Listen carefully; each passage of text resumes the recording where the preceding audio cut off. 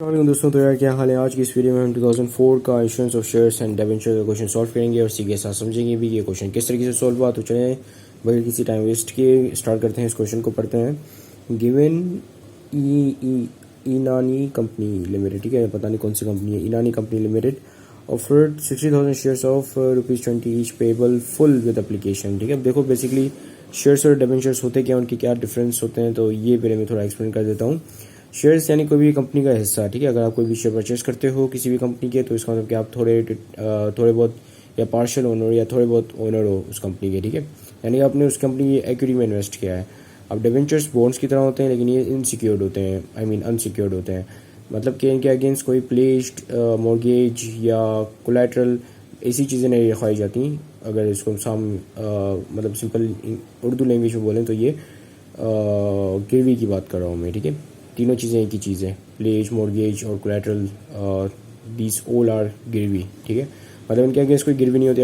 अगर company bankrupt हो गई तो आपको कुछ नहीं मिलेगा। So this is what the unsecured loan या अनसिक्योर्ड बॉन्ड्स या डिबेंचर्स इज, ठीक है। दूसरा ये कि यहाँ पे कुछ टाइप्स के रिस्क होते हैं, जैसे प्रीमियम लिक्विडिटी रिस्क होता है, और आपके पास डिफ़ॉल्ट रिस्क होता है, मार्केट रिस्क होता है, ठीक है। तो यहाँ पे हम जो बात करें डिबेंचर्स के हवाले से, तो यहाँ पे जो है आपको डिफ़ॉल्ट रिस्क होगा, ठीक है। क्योंकि जो टीबल्स होते हैं जो यूजुअली गवर्नमेंट इशू करती है, जो कि ट्रेजरी बिल्ड्स या ट्रेजरी बॉन्ड्स जिसको हम कहते हैं, वहाँ पे डिफ़ॉल्ट रिस्क नहीं होता है। यानी कि जाहिर सी बात है गवर्नमेंट कभी डिफ़ॉल्ट नहीं हो सकती, क्योंकि लोग जो है टैक्स देना बंद नहीं कर सकते। गवर्नमेंट से एक ही सूरत में डिफ़ॉल्ट हो सकती है या बैंकरप्ट हो सकती है, जब लोग जो है वो टैक्स देना बंद कर दें या गवर्नमेंट जो है कुछ ज़्यादा लोन ले ले, ठीक है, और उनकी इंटरेस्ट की पेमेंट ना कर सके, जैसे श्रीलंका के साथ हुआ है, ठीक है। तो ये तो मैंने हाशिए में आपको कुछ ज़्यादा नॉलेज दे दी है। So let just back to our topic. तो ये आपके पास 60,000 की शेयर्स ऑफर हुए हैं, ₹20 का है एक शेयर है। वैसे यहाँ पे शेयर की पावर वैल्यू नहीं डिफाइन हुई हुई, और शेयर जो है पहले एप्लीकेशन आती है, ठीक है, एप्लीकेशन के थ्रू पैसे रिसीव होते हैं, उसके बाद शेयर अलॉट किए जाते हैं, ठीक है। तो ये प्रोसेस होता है शेयर को इशू करने का। और वैसे कंपनी को पहले अंडर राइटर के पास जाना पड़ता है, फिर आईपीओ लॉन्च करती है। इसके अलावा आईपीओ के अलावा जो है उस कंपनी के दूसरा ऑप्शन जो है स्पेक का होता है, ठीक है, which are special purpose acquisition companies. So हम उस हवाले से मैं ऑलरेडी वीडियो बना चुका हूँ, so I am not gonna go there and discuss about it. So let just get back to our topic again. तो the company receive 90% application from public. Company ने एप्लीकेशन मतलब एप्लीकेशन बांटी है, और company ने ये ओपन किया कि भाई आप एप्लीकेशन दे सकते हो शेयर्स को रिसीव करने के लिए या शेयर खरीदने के लिए, जिसमें से 90% लोगों ने रिस्पॉन्ड किया है। यानी 90% कंपनी शेयर्स को बिकने के लिए एप्लीकेशन रिसीव हुई कंपनी को। फिर लिखा हुआ था remaining shares were sold to underwriter, जो कि आपके इन्वेस्टमेंट बैंक्स होती हैं, जो कि कंपनी को हेल्प करती हैं आईपीओ लॉन्च करने में, ठीक है। IPO is the initial public offering. So at 10% commission, उन्होंने कभी 10% कमीशन दो और हम आपको आपकी शेयर्स परचेज कर लेंगे, आपके 10% शेयर्स जो कि बच चुके हैं, ठीक है। अब यहाँ पे बात आती है कि हमें करना क्या है, हमें सिर्फ जर्नल एंट्रीज बनानी है, ठीक है, जिसका पैटर्न मैं ऑलरेडी बना चुका हूँ। अच्छा, यहाँ पे पीछे भी आपके पास कुछ है जो कि पार्ट बी है, तो उसको बाद में डिस्कस कर लेंगे। पहले पार्ट ए को निपटा लेते हैं। तो सबसे पहली चीज़ जो यहाँ पे काम की है वो ये है कि कंपनी ने 60,000 शेयर्स ऑफर किए हैं, ठीक है, ₹20 का एक शेयर, और जिसमें से 90% शेयर्स खरीदे गए हैं, ठीक है। तो 60,000 का 90% क्या होगा, ये हम देख लेते हैं कैलकुलेटर में। तो ये होगा आपका 54,000, ठीक है।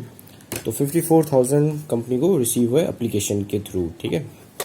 तो कंपनी के बैंक अकाउंट में कितना पैसा आया, कंपनी के बैंक अकाउंट में आया, अच्छा, 54,000 शेयर्स सोल्ड हुए, क्योंकि 90% शेयर सोल्ड हुए। एक शेयर जो है ₹20 का सोल्ड हुआ या बिका। तो 54,000 को मल्टीप्लाई कर देंगे 20 से, तो आपके पास पता चल जाएगा कि कितने रुपए के शेयर बिके, ठीक है। आपको भी क्या पता है, आपको भी पता है कि 54,000 शेयर्स बिके हैं, ठीक है, लेकिन ये नहीं पता कि कितने रुपए के बिके हैं, ठीक है। तो जब आपको पता है कि एक शेयर जो ₹20 का बिका है, तो 54,000 शेयर्स कितने के बिके होंगे, 10,80,000 के, राइट।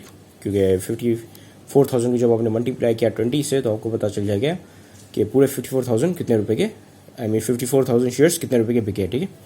सो ये आ गया आपके यहाँ पे बैंक अकाउंट में 10,80,000। अब आपके पास आपने बदले में यहाँ पे क्या दिया, क्रेडिट क्या करोगे, एप्लीकेशंस को, ठीक है, एप्लीकेशंस के थ्रू आए, ठीक है, ये ऑर्डिनरी शेयर्स के एप्लीकेशंस के थ्रू आपके पास 10,80,000 शेयर्स आए, तो एप्लीकेशंस को आपने यहाँ पे क्रेडिट कर दिया। आप पैसे क्योंकि एसेट है आपके पास आए, तो इसकी वजह से आपने इसको डेबिट किया। एप्लीकेशंस इसको बिल्कुल शेयर्स की तरीके से ही मतलब ट्रीट करोगे, ठीक है, यानी कि एप्लीकेशन या ordinary shares is the same thing. अब ऑर्डिनरी शेयर्स क्या है, ordinary shares is your capital, ठीक है, कैपिटल जब भी बढ़ता है तो क्या होता है, आप उसको क्रेडिट करते हो, ठीक है, तो कैपिटल आपका बढ़ा तो आपने इसको क्रेडिट किया, मतलब क्रेडिट किया, ठीक है, इस अमाउंट को। अब दूसरी एंट्री क्या बनेगी, कि दूसरी एंट्री ये बनेगी क्या, अब ये जो एप्लीकेशन आपको रिसीव है और पैसे रिसीव है, अब आप क्या करोगे कि इस एप्लीकेशन के अगेंस्ट शेयर्स दोगे लोगों को, ठीक है, तो अब आप क्या करोगे कि एप्लीकेशंस को यहाँ पे डेबिट कर दोगे ताकि एप्लीकेशंस ख़त्म हो जाएं, ठीक है, कितने से डेबिट करोगे, उतनी अमाउंट से जितनी अमाउंट की एप्लीकेशंस आई हुई थी, ठीक है, और बदले में क्या क्या क्रेडिट करोगे, ऑर्डिनरी शेयर्स कैपिटल, ठीक है, ऑर्डिनरी शेयर्स कैपिटल, ठीक है, कितने से, 10,80,000 से। तो ये आपकी दो एंट्री इस तरीके से बन चुकी हैं। अब बाकी जो बचे कुछ शेयर्स जो कि अंडर राइटर ने परचेस किए हैं, वो हम उसकी एंट्रीज बनाएंगे, ठीक है, तो लेट्स सी कि कितने शेयर्स बच चुके हैं। सो 54 शेयर्स सोल्ड हो चुके हैं, जिसमें से 60 मतलब टोटल शेयर्स 60 थे, 54 शेयर्स सोल्ड हो चुके हैं, तो बाकी बचे कितने, 6,000 शेयर्स, ठीक है। सो 6,000 शेयर्स जो अंडर राइटर ने परचेस कर लिया। तो यहाँ पे हमारे पास क्या है, हमारे पास पैसा आया शेयर्स के अगेंस्ट, बैंक हमारा डेबिट हुआ कितने से, 6,000, एक शेयर जो 20 रुपये का दिया, ठीक है। सो 6,000 मल्टीप्लाई बाई 20, इसको हम यहाँ पे कैलकुलेटर में कर लेते हैं, 6,060 लिख लिया मैंने गलती से, मल्टीप्लाई बाई 20, तो ये आ गया आपके पास 1,20,000। सो 1,20,000 जो बैंक अकाउंट में है, और ये कहाँ से, अंडर राइटर को जो बच्चे कुछ शेयर जो थे वो अंडर राइटर ने जो खरीदे उसके अगेंस्ट आपको पेमेंट रिसीव हुई, ठीक है, तो बैंक के अंदर वो पेमेंट आ गई।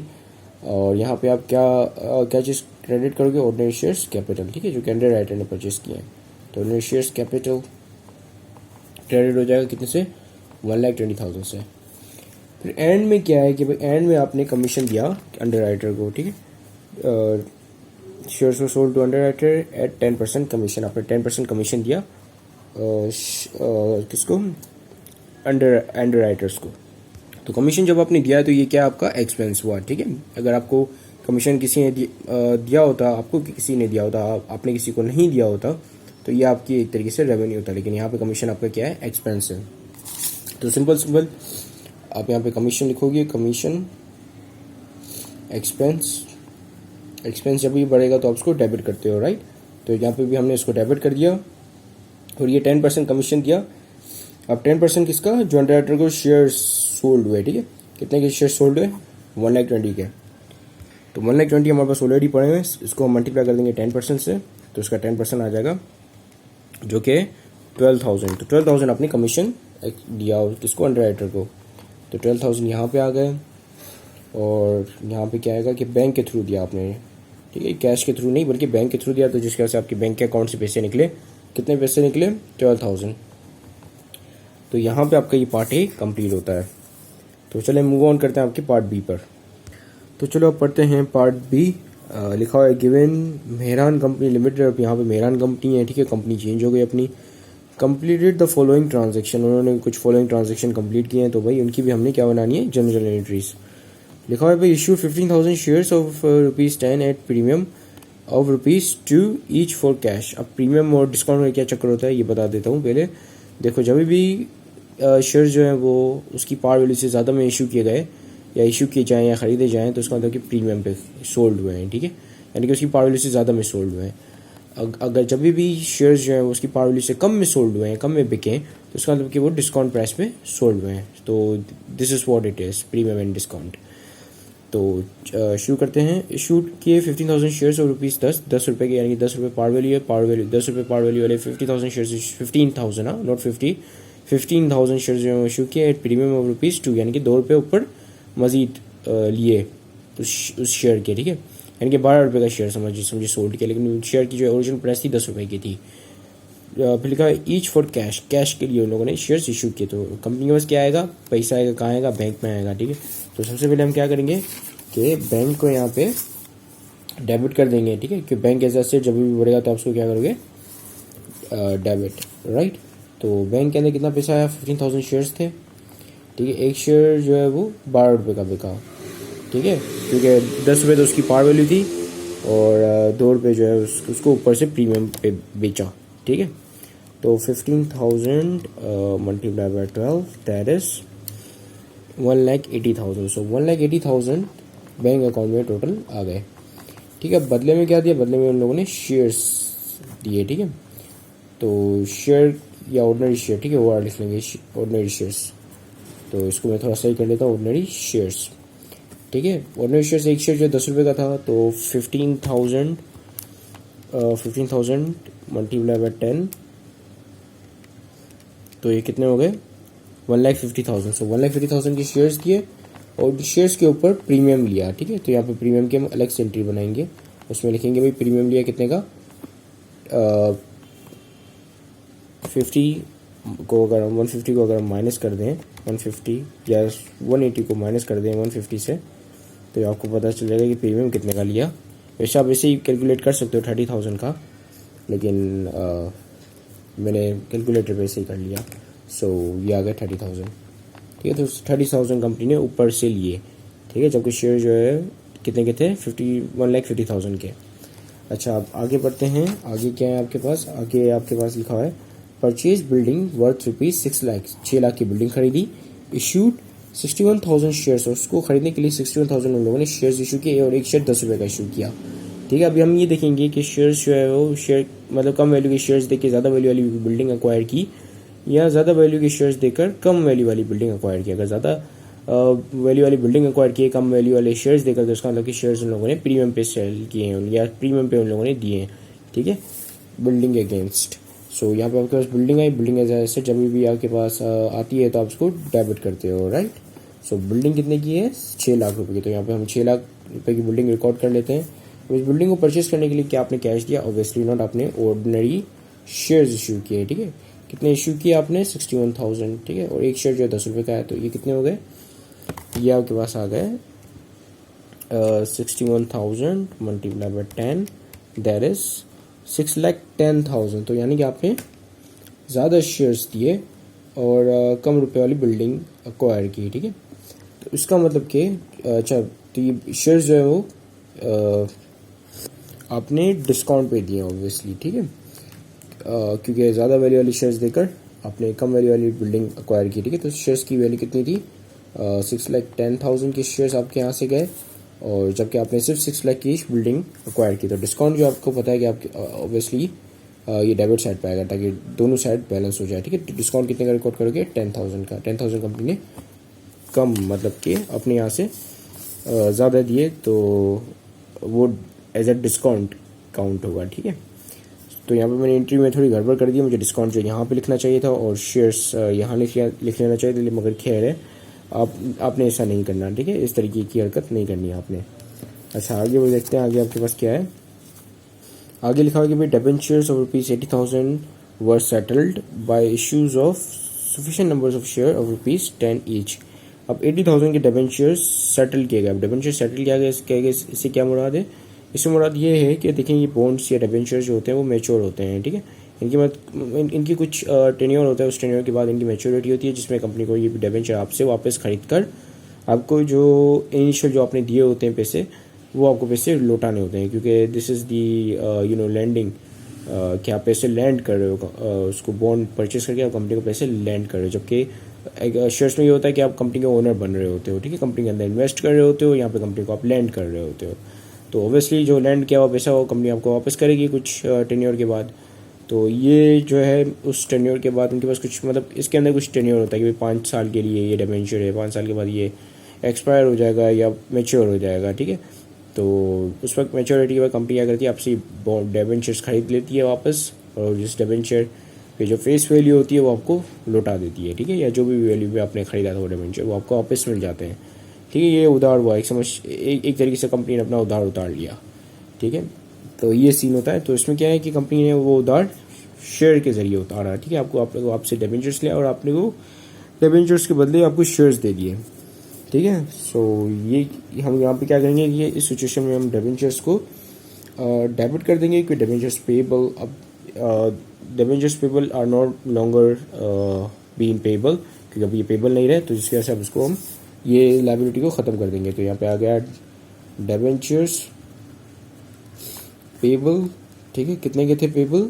80,000 के पेबल आपके पास खड़े हुए थे। ठीक है, जो कि आपने यहाँ पे लायबिलिटी सेटल कर दी, यानी कि 80,000 माइनस में थे, आई मीन 80,000 प्लस में थे, फिर आपने उस 80,000 को माइनस में लिखकर उस लायबिलिटी को ख़त्म कर दिया।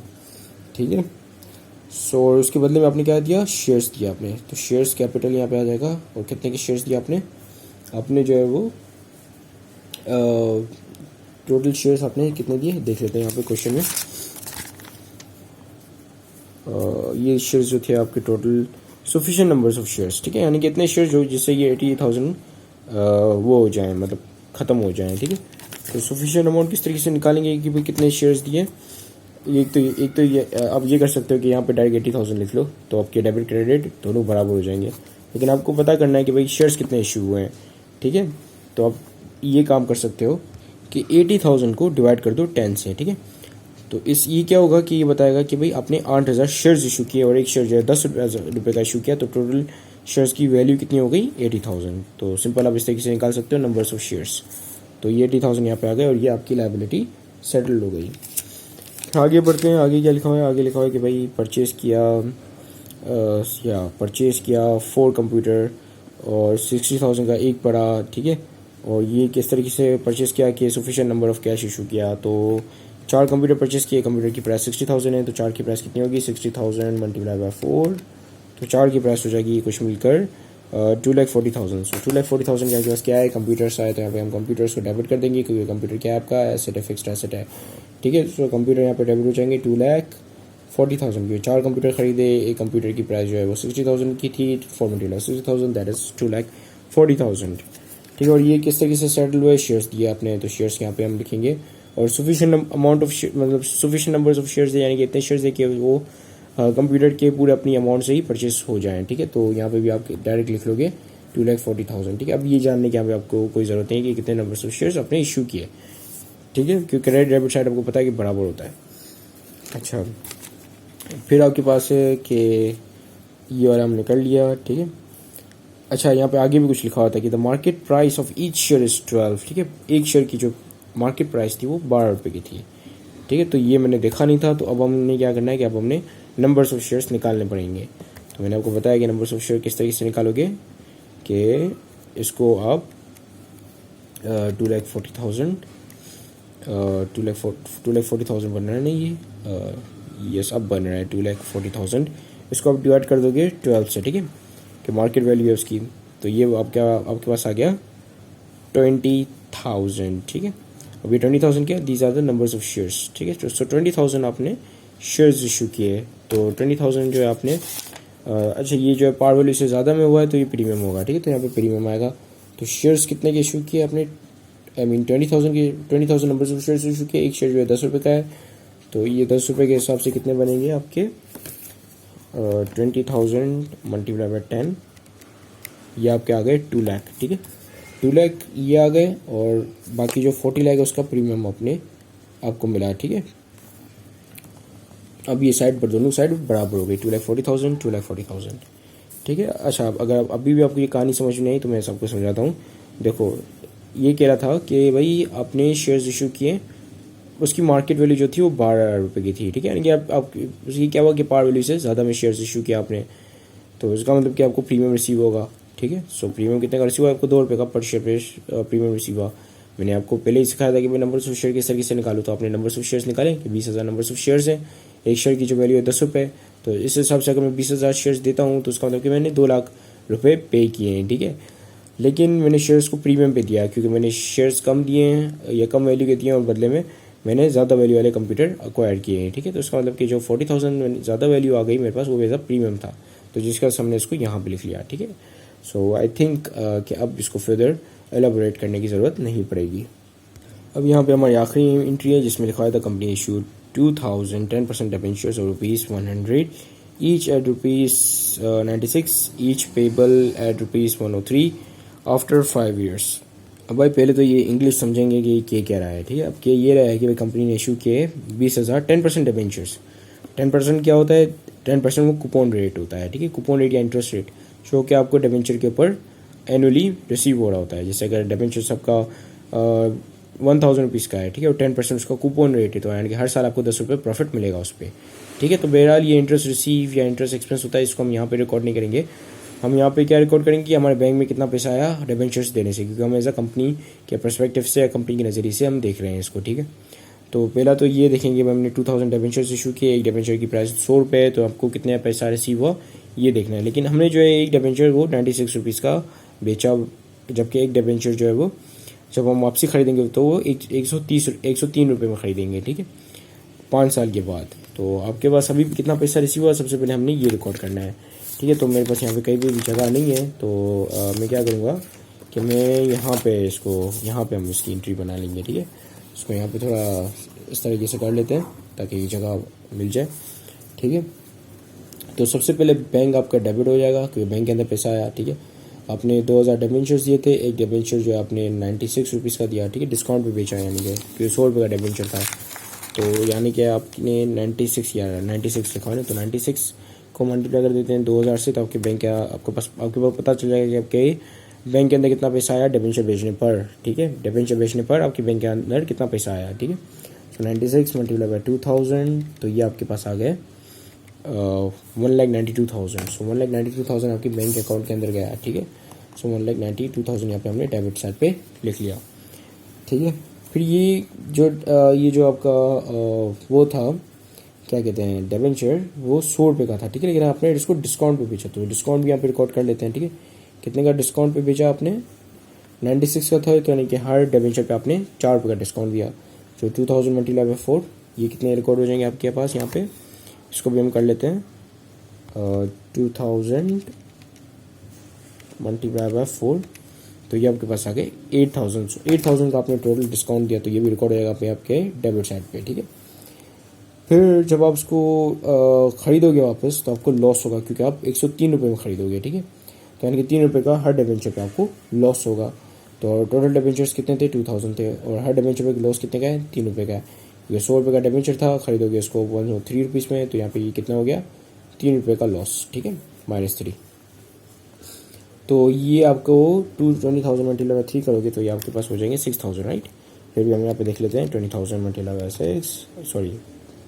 3, तो ये आपके पास आ गया 6000। तो 6000 को आपका टोटल लॉस होगा, ठीक है। अच्छा, अब आप यहाँ पे क्रेडिट क्या करोगे? ऑब्वियसली ये डिबेंचर जो होते हैं या वापस खरीदते हो, ठीक है, उनसे, क्योंकि ये पेबल होते हैं, ठीक है। आपको ये लोन है, एज अ लोन है, इसको लोन समझो, ठीक है। कि तो ऑब्वियसली आप वो पैसे आप उसको वापस चुकाओगे, तो ये आपका क्या है? लॉन्ग टर्म लायबिलिटी होती है, ठीक है। सो यहाँ पे आप लिखोगे डिबेंचर्स पेबल, ठीक है। कितने के पेबल हैं? 100 रुपये का एक डिबेंचर है, आपने जो है 2000 डिबेंचर्स दिए हैं, तो ये कुल मिला के कितने हो गए? तो कुल मिला के आपके हो जाते हैं 2000 मल्टीप्लाई बाय 100, तो ये आपके हो जाएंगे 2 लाख, ठीक है। तो 2 लाख क्या होगा? 2 लाख के डिबेंचर्स आपको रीपर्चेस करने, ठीक है। और यहाँ पे एक और एंट्री आपकी बनेगी कि आपने जो है डिबेंचर्स वो प्रीमियम पे खरीदोगे आप, ठीक है। जब उनकी रिडेम्पशन होगी तो आप वो प्रीमियम पे खरीदोगे, और कितने रुपए एक डिबेंचर पे कितना रुपये प्रीमियम दोगे? 3 रुपये, ठीक है, क्योंकि एक डिबेंचर 100 रुपये का है लेकिन आप 103 रुपये में खरीदोगे। तो 2000 मल्टीप्लाई बाय 3 दैट इज 6000, ठीक है। तो ये जो है आपकी कुछ इस तरीके से एंट्रीज बनेंगी, और अगर आप इसको डेबिट क्रेडिट को दोनों को प्लस करो तो ये इक्वल है, ठीक है। 1,92,000 plus 8 that is 2 lakh, and 2,06,000 and 2,06,000। तो यहाँ पे आपका ये क्वेश्चन कंप्लीट होता है। Thank you very much for watching this video. Have a great day and अल्लाह हाफिज़।